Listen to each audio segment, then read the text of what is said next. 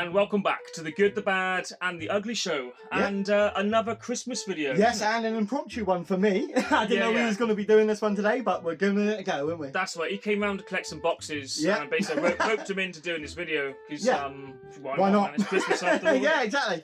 So it's all about giving, isn't it? That's right. You're right. So today we're taking a little look at 10 of the best Christmas sitcom Christmas specials. Yeah.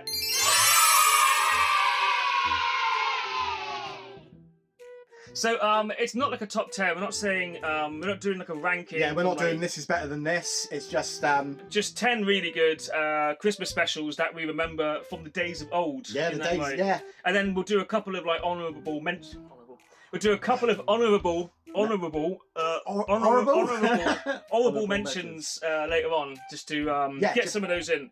So what I want to say straight off the bat though is these are our favourite Christmas specials. We're not saying they're the best or anything like that. So if you're hoping to see that Vicar of Dibley episode where she eats Christmas dinner at 10 different houses, it's just missed out. Or or Mrs. Brown's Boys or Gavin and Stacey, then you're shit out of luck. Yes. This isn't the video for you. No. But if we're talking classic, proper, old school sitcoms that we love. Yeah. So we'll start with, at number 10 we have Men Behaving Badly. Yeah, so what's your memories about Men Behaving Badly then? Well, so this Did you enjoy it? Oh, what, as a series? As a series. Of course. So you were saying that you only watched the first... I only watched the first couple of series, Yeah, I remember Harry Enfield was in the... it was a good series.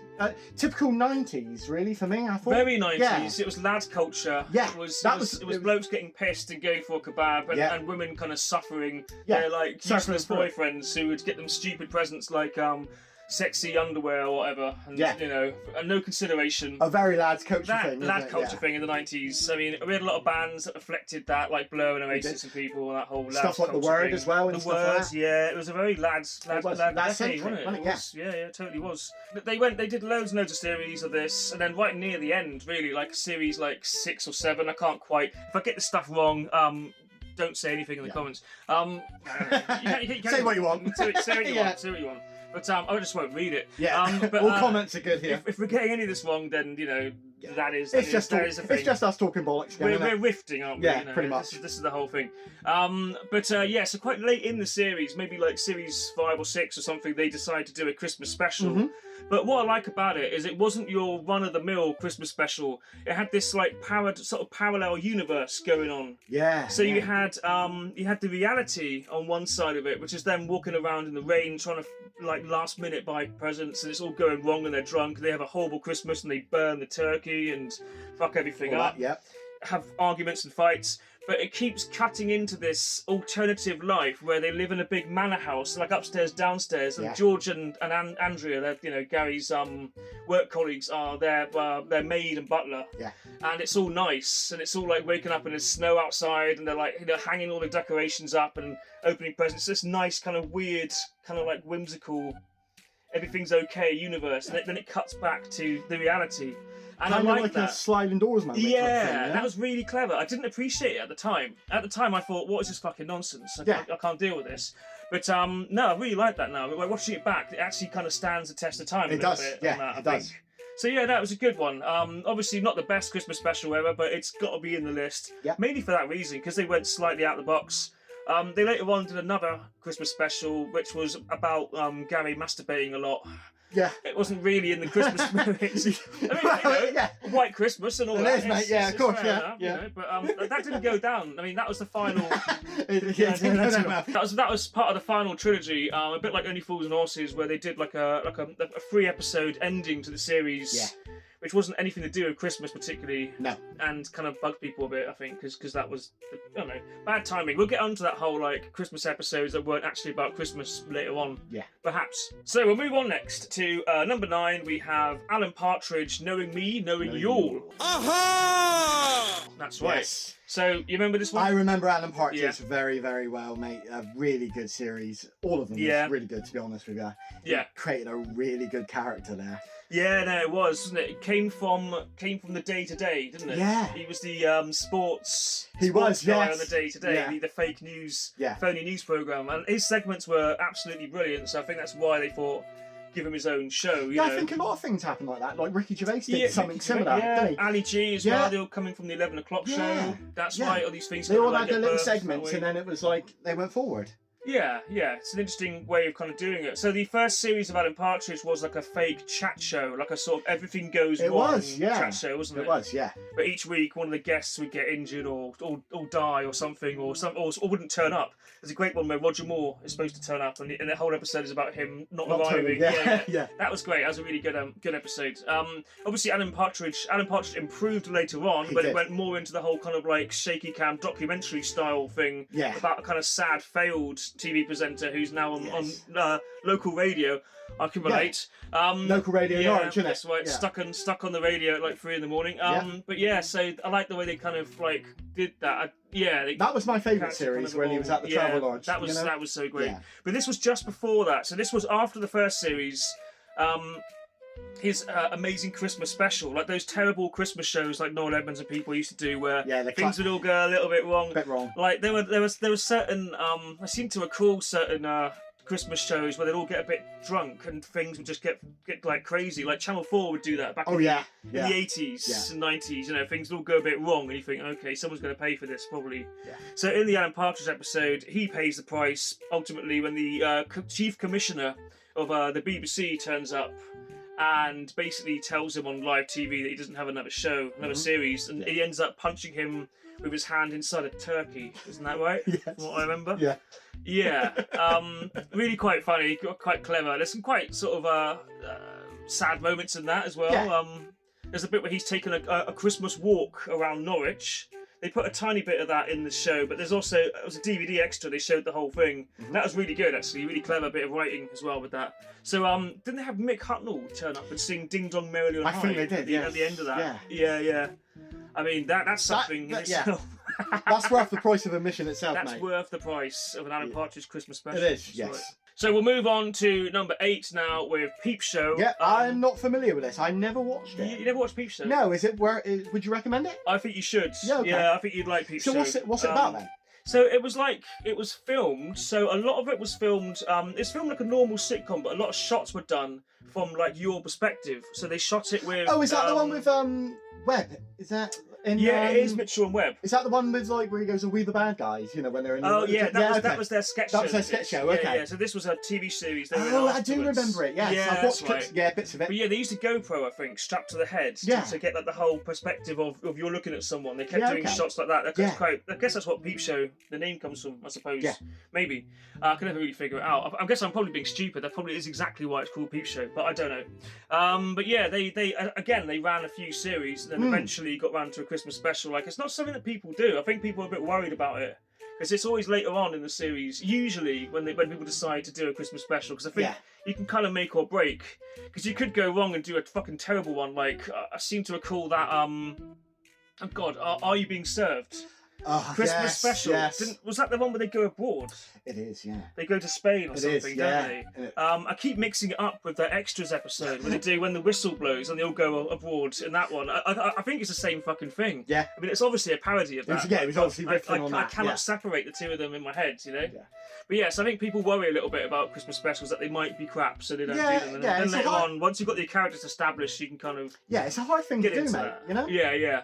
So the Peep Show one is your kind of average Christmas special, really. So you got all the tricks there. They give each other like a stockings to wake up with, and then I think because Mark's the boring one, I think he puts like kind of jokey stuff like sellotape and kind of like just like a pair of pliers or something into the other guy's stocking. Jeremy's stocking. Jeremy puts all expensive, nice gifts in his. Yeah. So they kind of get that wrong, and then they're trying to get the Christmas spirit, but it's all kind of not really working out. Monk's being a dickhead to his girlfriend. His parents turn up. He's pretending that his girlfriend isn't his girlfriend because he doesn't want his parents to judge him or something. So the classic, The classic kind of thing. Christmas is ruined. Fuck you. You know that kind of thing, really. Super Hands, very good character as well, and he turns up and kind of brings his like drugginess into it, which is what you want, isn't it? Yeah, always, mate. Merry Spliffmas and all that stuff, right? But it's a pretty good Christmas. I mean, not too much to say about it, really. Go and watch it if you haven't seen it. That's all I'll say. So coming in at number 7, we have Father Ted. A Christmassy Ted. That's right. That is, yes. Yeah. Did you ever see that? I did not. No, that's another one. Like, I used to watch it in bits and drips and drabs. Drips and drabs. Yeah. Mate, yeah. Like, I remember Ardo Hanlon. He was a comedian. He was like stand-up That's right. comedian as well, wasn't It was that Dougal, wasn't it? Yeah, Father Dougal, wasn't it? Right. Yeah. He also did that My Hero, which was pretty bad. He did. Yeah, that wasn't that a BBC one? Like, it was a real it was a sitcom. It was a sitcom. Yeah. It really when was. BBC was putting out real it wasn't their like their greatest moment. No. Was it? No. But yeah, being like brought up as a Catholic and going to a Catholic school and being surrounded by drunken old priests. Mm-hmm. You know, I'm all right. That was your dream, wasn't it? Nothing happens. Yeah. Nothing happens. I'm all right. I'm all right. You know, I'm okay. But no, they were just sort of drunk and you know, kind of just miserable and chain smoking. So Father Ted really has a place for me, you know, because it is my childhood. In that respect, that whole kind of church, Irish kind of like Catholic background, you know. Does it give you nightmares? Or is it... Sometimes. Really? So it's a good way to create an atheist or an agnostic is to send your child to a Catholic school. Oh yeah. Yeah, nothing beats a religion out of people than making them go to church. Yeah, this is very true. But yeah, so Father Ted was always really funny. Like, I get the characters in that. It was a typical Channel 4 like comedy show. Yeah, very, very good. And Graham Linehan as well, who obviously went on to... You're not supposed to say his name anymore because he was cancelled by cancel culture. He was cancelled, yeah. We don't go talk too much about that in this video because we'll ruffle too many feathers or something. But he's responsible for a lot of damn really good comedy. I mean, Yeah. like, you've got Black Books, you've got the IT Crowd, and like countless other things as well. You know, seriously good. And Father Ted was seriously good writing as well. Really good gags, really funny. Writing. Absolutely. So the Christmas Father Ted, that was again a little bit into the series, like maybe series 3, I think it was, or late series 2, I don't know. But it's basically about some bloke turns up to steal his trophy that he's won, and he pretends to be a priest that he went to the like priest academy with.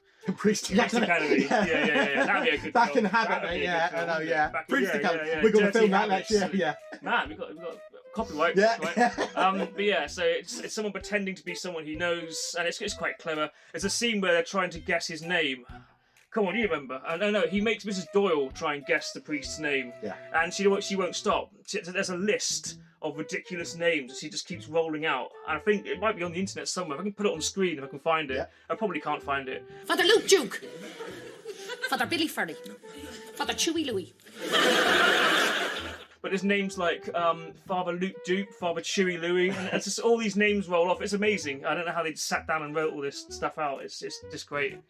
But yeah, there's just one of the many scenes. Do you think like comedy writers just sit there like and they just like start laughing to themselves? You've got to think like this is a funny name or this is a funny word. I'm going to put this in somehow. Comedy is one of the hardest things to write for, really, to be honest. It is. Again, with this, there isn't that much Christmas-ness about it. There's the tea machine because Mrs. Doyle makes the tea, as we know. Yeah, always. So they buy her one of those like Teasmade machines, and she fucks it up with a screwdriver because she doesn't want to.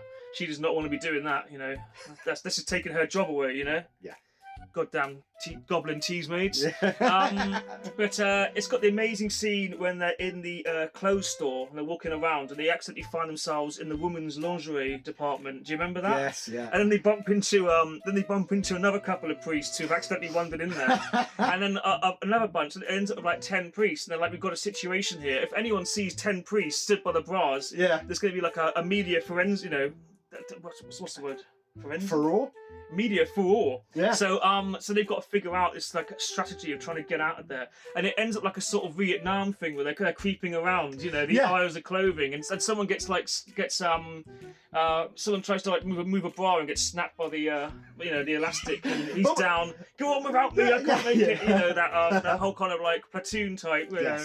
But we've all been in that position. We've just wandered into it. And it is the most embarrassing thing for a bloke, especially like if you're on your own, to be suddenly seen like by the lady's pants or something. You know, it's that whole bit thing. Weird, yeah. But that was such a good scene, and they when they finally escape, they go through the back door, and he kind of like ushering them out like in a plane. You know? Yeah. Parachuters. Yeah. So clever writing. That not exactly Christmassy again, but absolutely brilliant. Spot on. Yeah. Brilliant writing. So there was that. So that is Father Ted. Father Ted. So number 6, Porridge. An absolute classic. It is, isn't it? It is an absolute classic. Was there only one Porridge Christmas special? Or were there a few? I've got a feeling That's going back, yeah. I've got a feeling they did a few, but the one that I remember that sticks out the most is where Harry Grout is trying to get Fletcher to help a prisoner escape. So they build a tunnel. Yeah. And then it turns out the tunnel gets, the escape plan gets discovered, and they have to use it as a decoy. Mm-hmm. They have to get the Scottish guard, to fall through the tunnel. Yeah. And then Fletch goes through himself. Yes, Mackay. Yeah. Mackay, that's right. And at the end, Fletch ends up kind of winning because he ends up in hospital, infirmary, with a whole load of like Christmas treats, good food, and all that. And he manages to get Mackay's bottle of whiskey off him. He did, yeah. Because he says, what happened to the dirt from the tunnel? You got to tell me that. And he's like, well, I can't tell you, I'm not grass. And he's like, well, give me the bottle, and I'll tell you. And now, what was it again? God, Jesus, mate. What was it? He says, we dug another tunnel and put the dirt in that. That's right. Something like that, isn't it? Yeah. And a great writing again. I mean, Ronnie Barker. Ronnie Barker was amazing, wasn't he? What can you actually say about that man?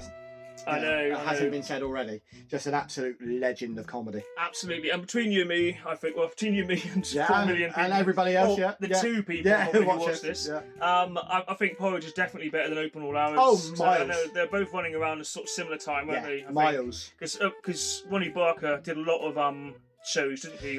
But it also showed his versatility as well. Yeah, you know absolutely, what I mean? Absolutely. I guess. Yeah. But I love Porridge was always Porridge great. was and David Jason starred in both. He was. David Jason played an old man in Porridge. He did. Yeah, that's right. He played Granville in Open All Hours. And Porridge spawned a sequel show that no one ever watched. Going Straight. Yeah. In fact, the first ever episode of that was brilliant, and then it went downhill. If the whole series had been set on a train with Fletcher and Mackay drinking awesome. Whiskey, then that would have been the series. They had basically great character actors in there. And Rodney Trotter played his son, wasn't Nicholas Lyndhurst, yes. Yeah, that's right.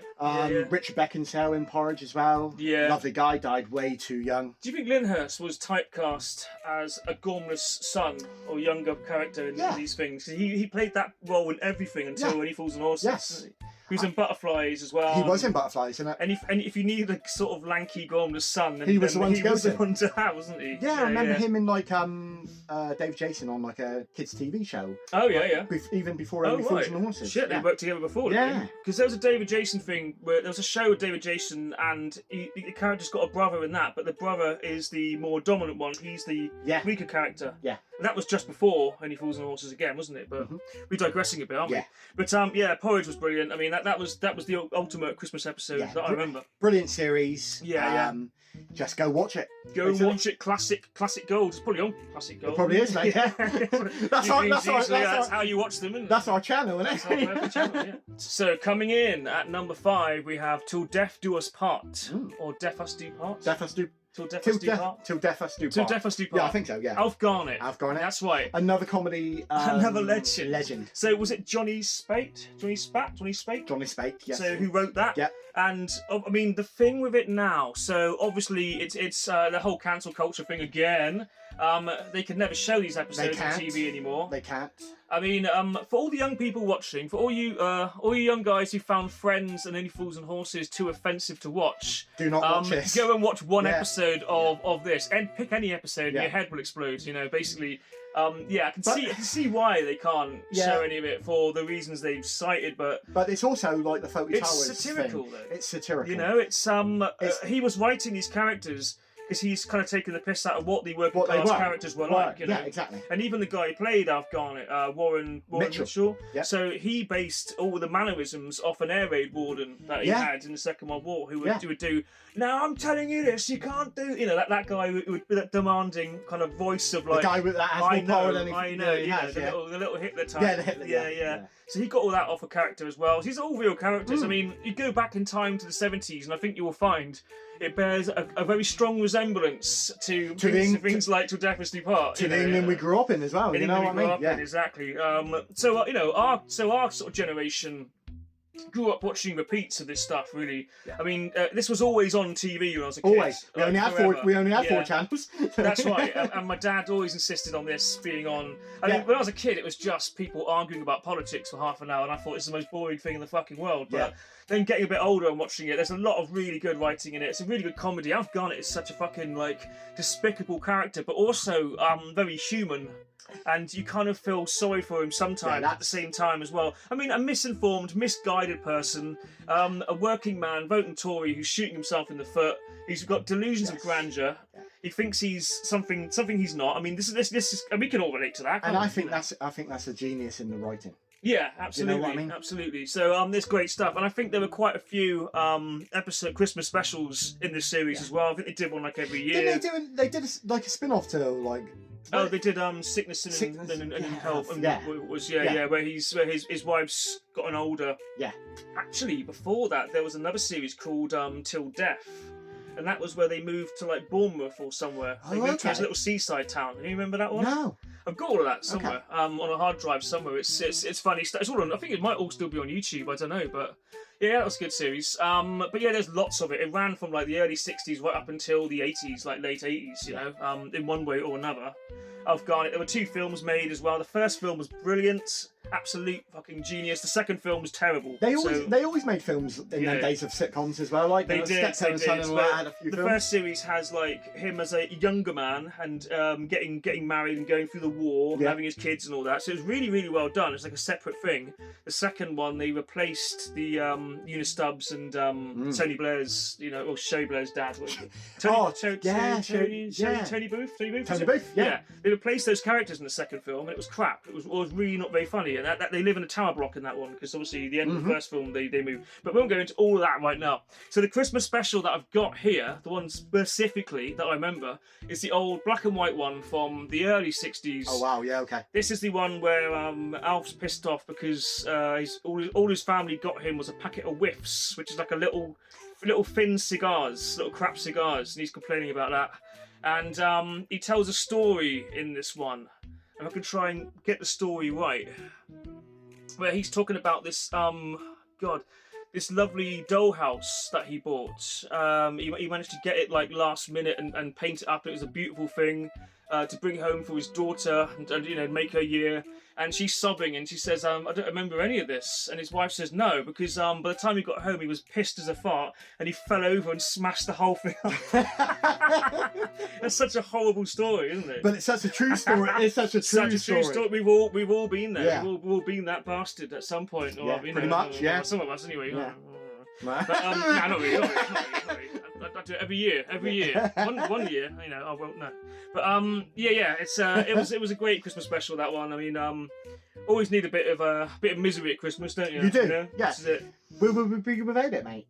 Where would we be without misery at Christmas? Exactly. So, we wouldn't be British for a start. We wouldn't be British. EastEnders. Exactly. If you want to watch your great misery at Christmas, you've got your EastEnders for that, haven't you? I suppose. Yeah. That's the thing, Jesus Christ, bit of comedy in there as well, really. I think, isn't it? The tragedy and comedy of the theatre. Yeah, a comedy of a tragedy of errors. Yeah, that's right. Yeah. Yeah. So number 4 is Steptoe and Son. Steptoe and Son. That's right. Another absolute classic series. Just done brilliantly. Kind of hand in hand with Till Death Us Do Part in a lot of ways. As in, like, there's probably a few episodes that you can't air today as well on that one, I'd imagine. No. Not many though. I mean, most of Steptoe and Son's pretty clean. It is, by today's standards. Some of it, I think, would offend some slightly delicate people, I reckon. But it's all pretty good. Again, it's another fair depiction of the times. Yes, I think. Yeah. And I mean, Rag and Bone Men. They were a thing. In fact, I think there were just about 1 or 2 left when I was a tiny kid. Yeah, they were still. Do you remember the co-men coming around as well with the coal for the open fires? Coal-man coming. Yeah. So Rag and Bone Men were a thing. Rag trade and all that. I guess the late 80s that kind of ceased to be a thing. It did, yeah. It started dying out then, yeah. I mean, I guess it was dying out in the 60s, really. I mean, it was making its. That's why Steptoe and Son and that's was kind of the joke was, wasn't it? Because it was that whole dying trade. Like no one's a Rag and Bone Man anymore. It's kind of like. There's very few left, but there was. I'm sure there was one in Exeter. There was. There was. To go around, there was, yeah. Because that's where we are. Because I remember coming down Riff Road, so yeah. Yeah. Bloody hell, there you go. So Steptoe and Son, there were 2 Christmas specials they did, again, really late. Like, the last 2 series had Christmas specials, they never did it before, for some reason. I always kind of wonder why on that one. There you go. So the last 2, were they the last 2 episodes? No. There was one for the one for like Series 7, one for Series 8, or whenever it was. Yeah. Whenever it was. I do know that the last ever episode of Steptoe and Son was a Christmas special. Mm-hmm. Yeah. So the one we're going to focus on mainly. So let's get to the one we're not going to focus on mainly first. So the one we're not going to focus completely on is the final episode of Steptoe and Son. That's the one where Harold wins at the end because he convinces his dad to go on holiday with him, and then only his dad has a passport. So he goes off through customs and goes on holiday, and Howard comes up looking miserable, like, oh, god damn it, and then jumps in a sports car with a beautiful woman and drives off. So he goes off into the sunset. So they give him a nice kind of... They give him a good send-off. They give him a good finish. Yeah, that's right. But the one before that I really like. So the one before that is where Harold's basically trying to get away. He's trying to book a holiday. He's got like everything lined up. He's going to go like skiing or something. And then his dad puts a damper on it, and he's kicking off, and he's saying, "Oh, I might not be alive when you come back." The whole guilt trip, all that stuff. Yeah, classic family dynamic, isn't it? So he guilts him into staying, and Howard's like, right, if I'm fucking staying here, we're gonna have the best Christmas ever, and get loads and loads of food in, and get like loads of booze in, and have a massive party, and bring everyone in, and all that. And they're all set to do it, and then on Christmas Day, just before everyone arrives, he opens his pyjamas up, and they've all got chickenpox. Yeah. So they can't let anyone in. Yeah. So that's it. But I love that. It's a great Christmas episode as well. Wasn't Joanna Lumley in one episode as well? She was in an episode. She was in the one where that's Howard's girlfriend. So she brings her mum home. Yes, that's right. And they've got fleas. Yeah. The amazing cucumber sandwiches that are like cucumber sliced that way with a big French stick. Yeah. I love that. That was just everything done slightly, but with the good intentions, but done horribly wrong. Exactly. It reminds me of my dad and my childhood. Okay. Absolutely, this is the kind of thing that would have happened there, you know?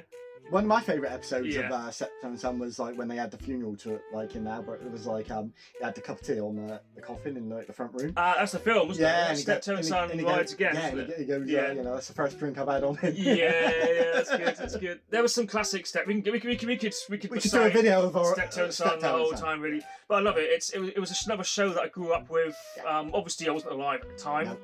The last episode was about 1974, wasn't it? Yes. So, or 75 or whenever it was. Yeah, because it started in black and white and went to colour, didn't it? It did, yeah. It started in the early 60s. I think the early ones are better. Like with everything, the early ones are usually better, aren't they? They sort of gets a bit silly towards the end. They sort of hit their stride. Then it's like the peak years, and then they like sort of wind down. Yeah. They ended with a film as well. They had a couple of films. The second film was really good. The first film I don't really like. It's too depressing. Diana Dors was in one. She was in the second one. Yeah, that's right. And then they went off and toured Australia and kind of fucked that up. And they did some radio shows as well. They were set to come back and do another series in the 80s, but then Harry H. Corbett sadly passed away of a heart attack. Yeah. And Wilfred Bramble joined him a few years later. Yeah. But Wilfred Bramble was on TV the whole time, right up until his death. He was in like weird stuff, kids like.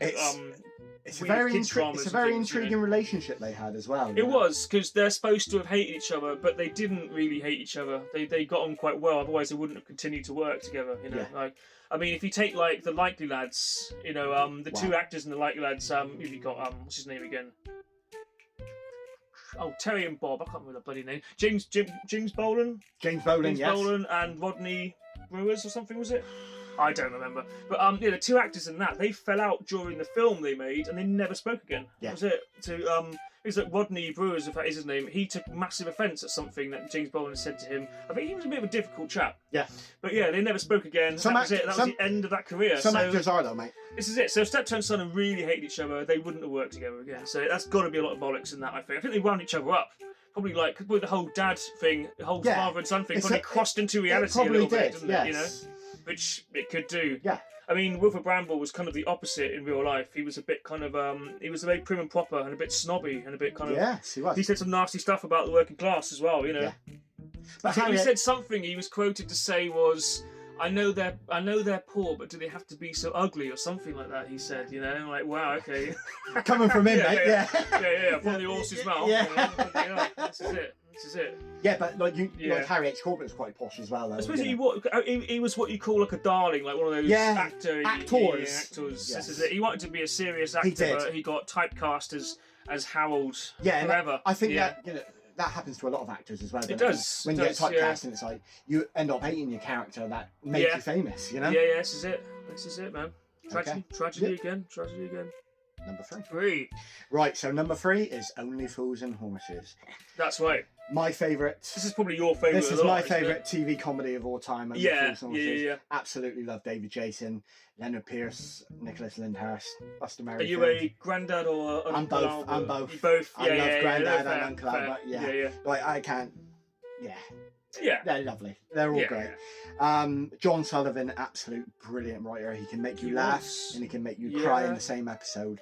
Didn't he come up through the ranks with Ronnie Barker? Yeah, I think he did. Didn't he work on some of like Porridge and stuff? He did, yeah. Because his writing was very sharp, you know. That's right. And I always felt that Only Fools and Horses is like a kind of continuing from where Steptoe and Son left off. Yeah. Because that bloke at the even at the beginning credits, you've got that bloke stood at the bar who looks like Albert Steptoe. Yes. And you think that could be him, and you think there could be a shared universe going on there. And also, in another weird fact, well, probably not so weird fact, but in an episode of Steptoe and Son, they mention the Nag's Head. They do. Going down the Nag's Head. They do. Yeah. There were probably pubs called the Nag's Head, but I love the fact that they do that, and that's in that. It kind of makes me feel there's a bridge. Yeah. Between the old and the new, like the MCU and like some shared universe. Yeah, like a shared universe thing going on. I mean, that might just be me, but I like to imagine that, you know. But plenty of Christmas episodes for us to choose from my God, we went through a list earlier on, and all these episodes that we didn't realise were Christmas ones. Yeah, but the Fog's Legacy, A Royal Flush, all these, the trilogy thing, Mother Nature's Son, all of these were Christmas episodes, but they weren't really about actually Christmas. No. So the one we chosen was Thicker Than Water. That's right. So I think, personally, I mean, you might disagree in the comments here. In the comments, please. But I think, personally, Thicker Than Water was the best Christmas episode they did. Because it had the strongest storyline and it had a lot of Christmasness about it. Yeah. They're kind of like laying, they were sort of sleep in the front room, passing out in the front room watching Christmas TV, and there's a knock at the door, and it's their dad returning. Yes. The guy who walked out on them after their mum died, coming back. Yeah. Reg Trotter, the mighty Reg Trotter, who looks very different to how he's portrayed in Rock and Chips. But, yes, they all do. They all do. He grew a few inches he did. outwards and upwards. Yeah. But yeah, so he returns with a disease. He does. Hereditary disease. Well, it's all fake anyway. It is all fake, yeah. But basically, it's to con them into getting a blood test so then he can mess with the results and make it look like Del Boy is a Lone Ranger. Yeah. Who's Tonto? Tonto, that's right. Who knows, you know? Yeah. Whereas in actual fact, Rodney is the Who Know, but they didn't know this by this point. No, when we find out later that he is the Fog's Legacy and all that. Freddie Rogdale's son. That's right. Yeah.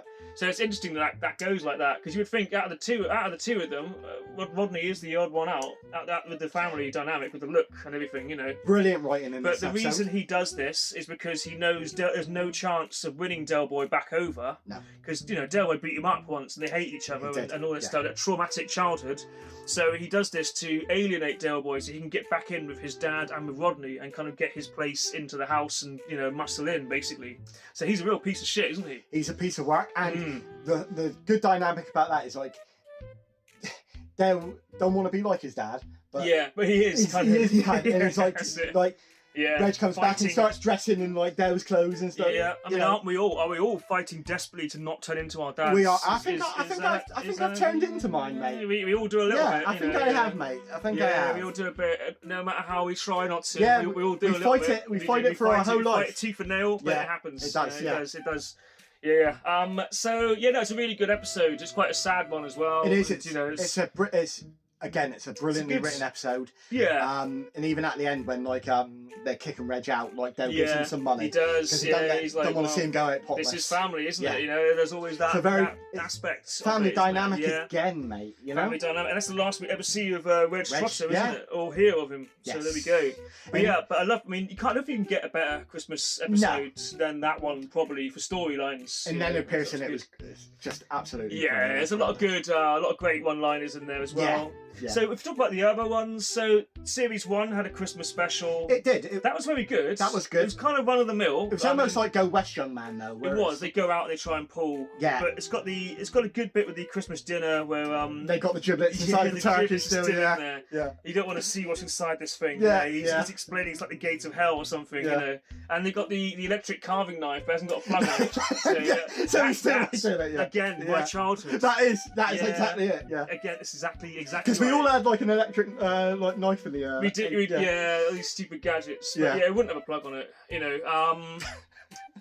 But yeah, no, that was another good one. But yeah, I mean, I still stick with my choice. But that was a good one as well. Yeah, Frog's Legacy. The Fatal Attraction. Fatal Attraction was great. So that was more of a Christmas episode again. It did actually have some Christmasness in that. It did. Yes. Yeah. But not all the way through. No, so, just kind of at the end, wasn't it? Kind of, yeah. The Heroes and Villains one where Dale and Rodney dress up as Batman and Robin. That's right. That was the Christmas trilogy that ended the series. Yeah. I mean, you could argue that's probably a better Christmas special, but it's not really a Christmas special because it's not really Christmas. No.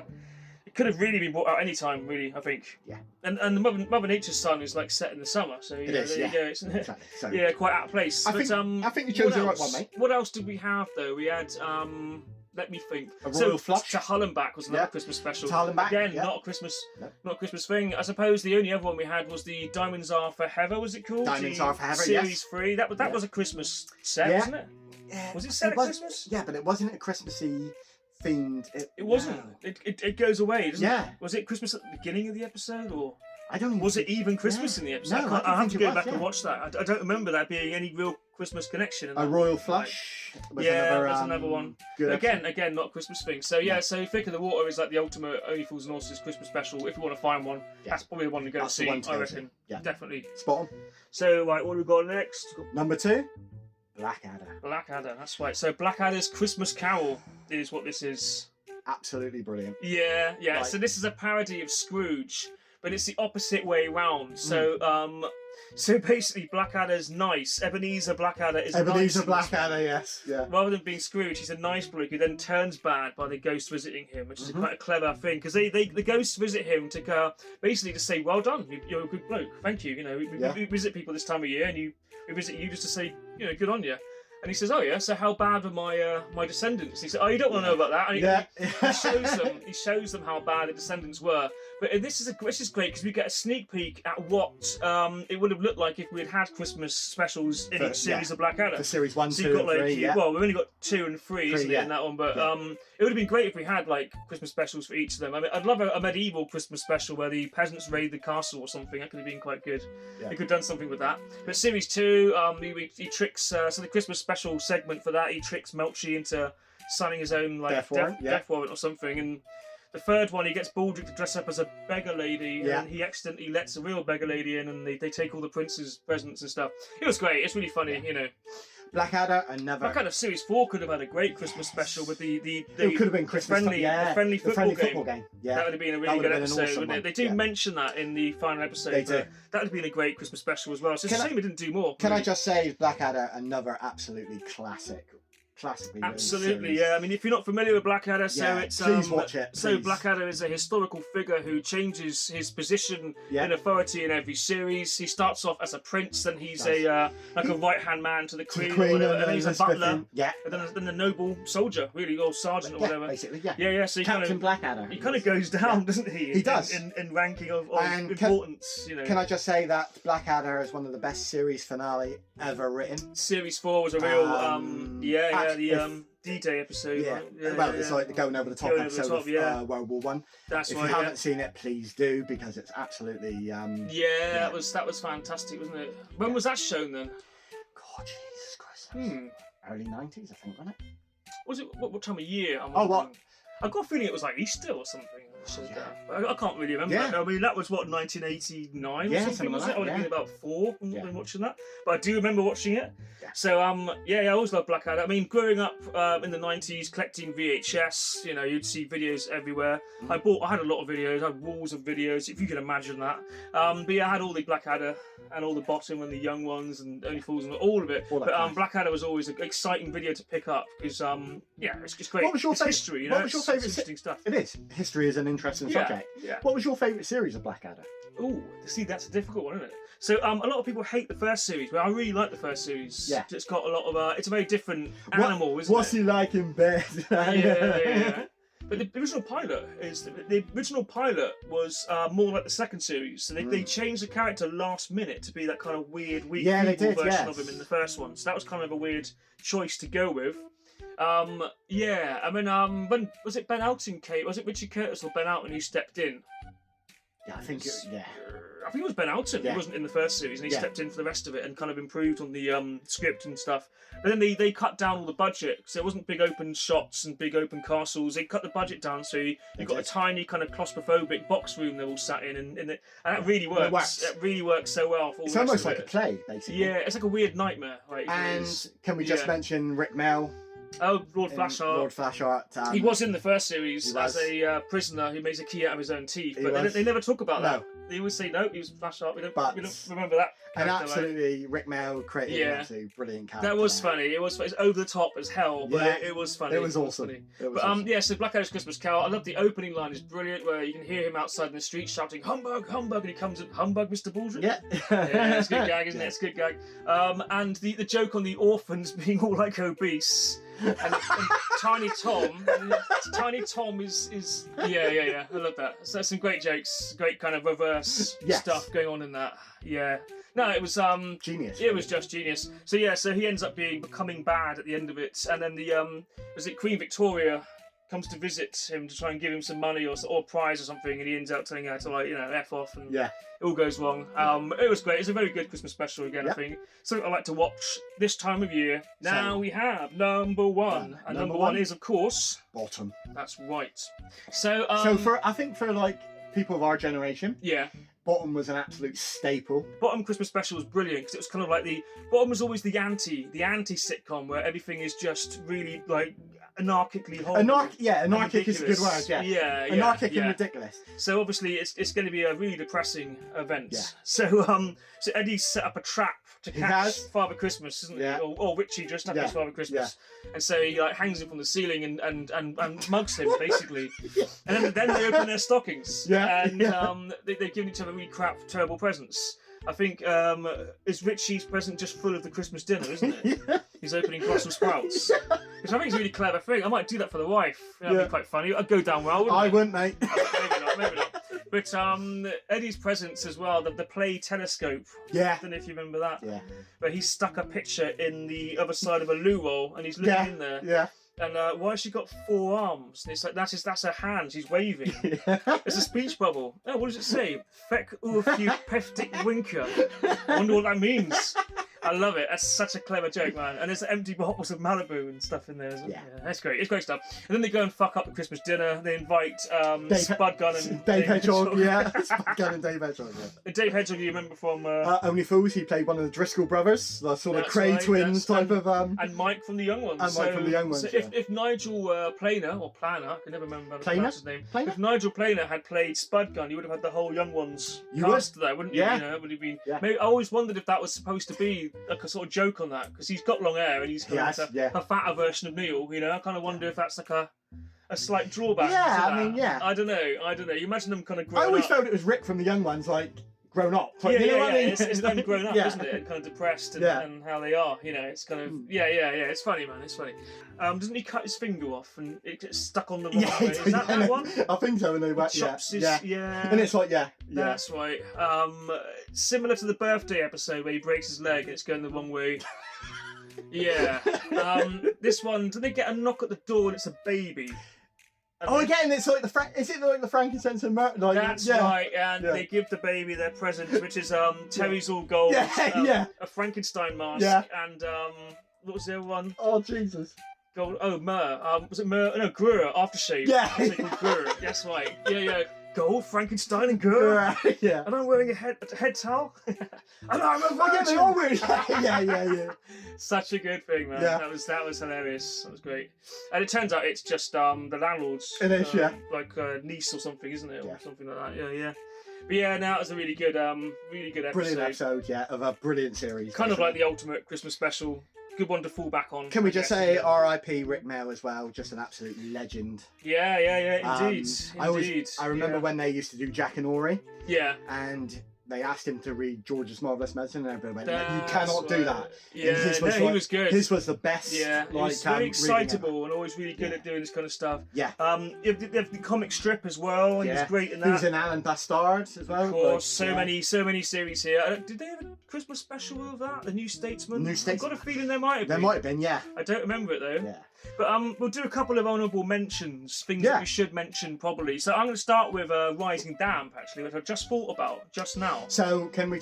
So Rising Damp, my father's favourite sitcom of all time. Oh yeah. Yeah, loved it. Leonard Rossiter's a big fan of. Yeah, I love it. I love it. Reginald Perrin as well. Yeah, Richard Beckinsale in it. Stuff, isn't it? Yeah. It was great. It kind of got a bit weaker as it went on. It did. When all the cast started disappearing. And you're like, okay, there's only Miss Jones and Miss Jones, by the end of it, and the dynamic's gone then, because the whole thing is like just all of them, like the 5 of them or 4 of them, however many there were, but the dynamics they play off each other. And they played really well off each other as well. Yeah, this is it, like Rigsby's ignorance, you know. To Philip, and that's right. And he always gets the better of him. Yeah, he does always. Yeah. Yeah, burn the bit of wood, you know, like we do in the trial and all that.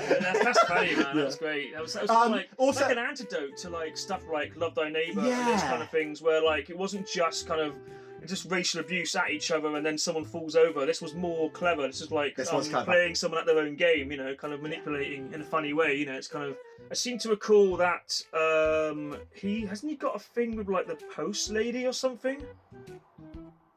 Everyone goes off for the holidays, and doesn't Philip come back with his girlfriend, and then Rigsby thinks that he's bought her for him? Yes, I think so. Yes, right. Something like that, isn't it? I don't because I don't remember it too well. I didn't get it in the list, but I think it was pretty good. I think that was the one and only Christmas special as well. They did. We had the Likely Lads as well. We mentioned earlier on. Whatever happened to the Likely Lads? There was a Christmas special there. I didn't think too much of it because it's where Bob's desperately trying to cheat on his wife, the wife that he spent the entire series trying to get. Yeah. In the first place, so it all seems a bit out of character and a bit kind of like thrown together. So I didn't think too much of that one really. What else have we got? So basically, the honourable mentions. Shall we start with the royal family first? Of course. Another brilliant series. It was all written by Mrs. Merton. Caroline O'Hearn. That's right. R.I.P. again. Yes. She did Mrs. Merton as well, and a few other things. Fast Show as well. She was in. I think did she write the royal family? Yeah, she did write. And wasn't she married? She wrote it with the She Craig. wrote it with the guy she was married to in the show. Yeah, that's right. That's right. Yeah, he does like voiceover stuff now, doesn't he? There's some beautiful moments in that. So there was a sad episode, wasn't it? The Christmas special. Yeah. Well, no, sad, bittersweet, because wasn't it her? Bittersweet. She was giving birth, but they have a sort of tearful moment, don't they? I think, if I remember rightly. Mm-hmm. But there were a few more Christmas specials. They did quite a lot, didn't they? Yeah. In that. Yeah. The granny dying as well, and all that stuff. And there was a bauble with her face on the tree as well. Seems so cool. I don't know. It's all memory stuff. So what else do we have? We've got extras as well. Extras. So a Ricky Gervais series that he did after The Office. That's right. So the Christmas special there, again, not all that Christmassy the whole way through. There are bits of Christmas in that. I think it starts in Christmas, I think, then goes on to different, goes on over the course of the year or whatever. Mm-hmm. But it ends up as a bit of a kind of redemption story where he goes into Celebrity Big Brother and he gives this kind of speech about how he's become this kind of piece of shit that he never wanted to become, and how we're all like aiding this stuff on by watching it, and he does a big kind of fuck you to everyone, and that was a great speech and a really, really cool sort of poignant moment. And then he kind of goes off with the with his friend, with Maggie, and they kind of go off into the sunset at the end. It's kind of like it's a nice sort of send off. Yeah. So that was definitely a good one. Yeah, I do enjoy that. Another good series, really, to be honest. So the next one is The Office. The Office Christmas specials, the long anticipated. Yeah, so this is where Ricky Gervais exploded. I don't remember that bit. Well, yeah, exactly. Yeah. I remember that was a deleted scene. Yeah, that was a deleted scene. A very human story. That's right. Brilliantly written, brilliantly done. This is the will they, won't they, with Dawn and Tim. That's right. They get together at the end, don't they? It all ends well. Is this the one where he tells like Finchy to F off as well? Yeah, which we've all been waiting for that. Yeah. He was a real piece of shit, that guy. Yeah. Funny though. Yeah. It's a great line. But I love all my favourite bit of that was all the dating stuff, I think. Oh yeah, when he went to, he goes, oh, for Christ's sake. Yeah. Oh thank God. I thought you might be my date. That kind of thing, like, and he's slagging another one off at the bar and she's behind him. Yeah. But that was Can we stop talking about my dead mother's breast? Yeah. Was that in that one? That was, wasn't it? Yeah. Oh, what's that? God, is that extras? Or... No, it's the Office one. But and his song, he covers. He simply read "If You Don't Know Me by Now," doesn't he? Yeah. Which is an amazing performance, I think. Yes. Yeah. But Tim and Dawn, yeah. I mean, everybody wanted them to get together at the time. That's it was right. like you were either like an Office guy or a Phoenix Nights guy. Yeah, you know what I mean. I was always more Office because I kind of, I kind of worked in places. It's like a very, very. It was like two comedy giants going at it. You know what I mean? That's right. Phoenix Nights was great as well. That was good. Was that a Christmas special for that? I think there was. I think there must have been somewhere. Yeah. Peter Kay was cool. Brilliant in it. But yes, so The Office. Yeah, good Christmas. A good Christmas episode. And aside from that, I think we've got a few things like some mothers do have them, and things like open all hours. Everything. I think everything had a Christmas. Well, most shows had a Christmas special, didn't they? But if we go into all of it, we will never go home. We will be here. And it's really nearly Christmas anyway. This video's gone on much longer than I thought it would. It's now approaching Christmas, so I've got to go and do all my last minute Christmas shopping in the rain down the road. I think the Poundland's still open. They are, mate. You can I can get some people some sellotape. You can get some like toy cars. So your budget's about £5 this Christmas? Yeah. That's right. No, okay. We've had a bad year. Yeah, Poundland's good for that, isn't it? Everything's still £1 in Poundland, right? It is, isn't it? No, it's not. It's gone up. Yeah, I think it's like £2 now. I think we're in trouble. We're buggered, mate. We're in trouble here. Yeah, we're done, mate. So I better run then. I better go and see what I can do. So have a lovely Christmas. Have a lovely Christmas. And a happy New Year to you. Well, I hope more than one person watches this. Yeah. They probably won't, because it's Christmas. You'll be busy, like, I don't know, peeling sprouts and all that. Getting drunk. Yeah, I suppose. Yeah. So yeah, Merry Christmas and farewell. Yep. Farewell for a few days. Roll on 2025. Yeah. Job done. We might make some more videos. Always. I don't know.